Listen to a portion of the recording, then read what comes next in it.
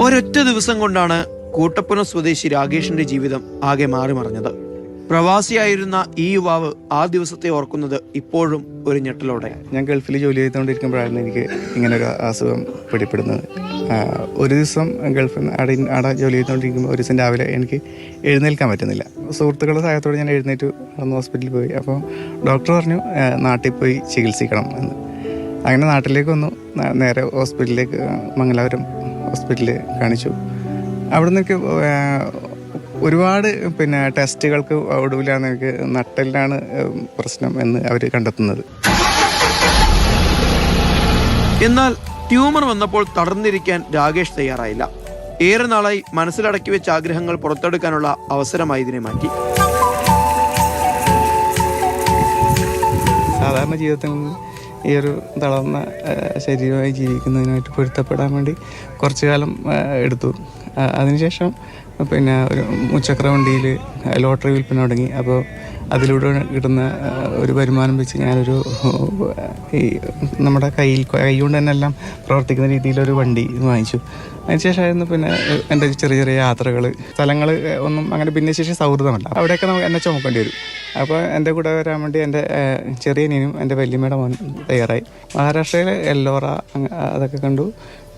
മധ്യപ്രദേശ്, രാജസ്ഥാൻ, അങ്ങനെ പഞ്ചാബിലെ വാഗ ബോർഡും അമൃത്സറും ഗോൾഡൻ ടെമ്പിൾ അതൊക്കെ കണ്ട് നേരെ ജമ്മു കാശ്മീരിൽ പോയി. യാത്രകൾ മാത്രമല്ല ഈ മനുഷ്യന്റെ പ്രിയ വിനോദങ്ങൾ. നല്ലൊരു കലാകാരൻ കൂടിയാണ് ഇദ്ദേഹം.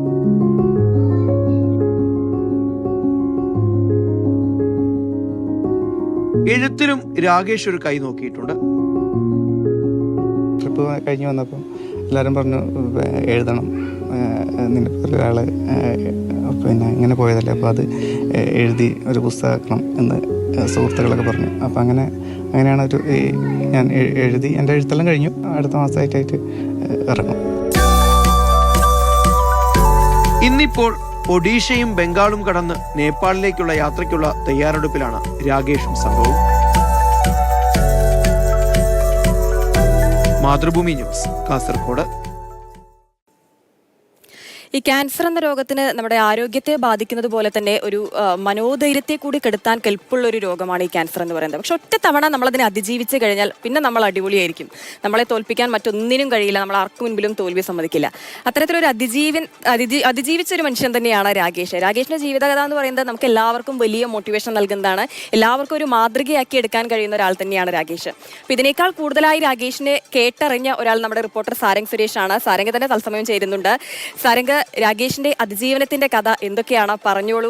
യാത്രകളെ കുറിച്ചും ചിത്രമരയെ കുറിച്ചും ഒക്കെ രാകേഷ് തന്നെ പറയുന്നുണ്ട്. കൂടുതൽ വിശേഷങ്ങൾ എന്താണ്? സാധാരണ നമ്മൾക്കൊക്കെ പരിചയം ഉണ്ടാവുന്ന നമ്മുടെ സുഹൃത്ത് വലയത്തിലുള്ള ഒരാൾക്ക്, അല്ലെങ്കിൽ അതുപോലെ തന്നെ പലർക്കും ഇത്തരത്തിൽ അപകടങ്ങൾ ഉണ്ടാവാറുണ്ട്, ജീവിതത്തിൽ ദുരന്തങ്ങൾ ഉണ്ടാവാറുണ്ട്.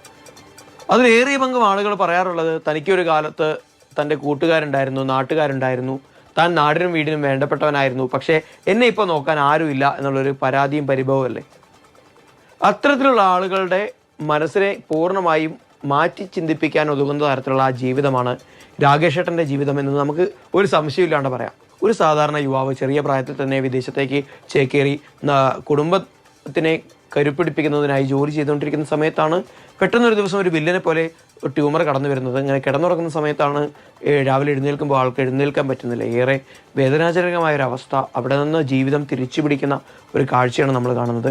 പിന്നീട് എഴുത്തിലേക്കും വായനയിലേക്ക് തിരിയുന്നു, ചിത്രം വരയിലേക്ക് തിരിയുന്നു. ഏറ്റവും ഒടുവിൽ സ്വന്തമായൊരു കാറ് മേടിച്ച് അത് പ്രത്യേകമായി ഡിസൈൻ ചെയ്തെടുത്ത് അതുമായി യാത്ര നടത്തുന്നു. അതുപോലെ തന്നെ സാധാരണ പലരും പറയുന്നത് കേട്ടിട്ടുണ്ട്, വീൽ ചെയറിലൊക്കെ തന്നെ തൻ്റെ ജീവിതം ആകെ കുടുങ്ങിപ്പോയി, അല്ലെങ്കിൽ അവിടെ ആകെ ചങ്ങലക്കിട്ടതുപോലെയായി എന്നൊക്കെ.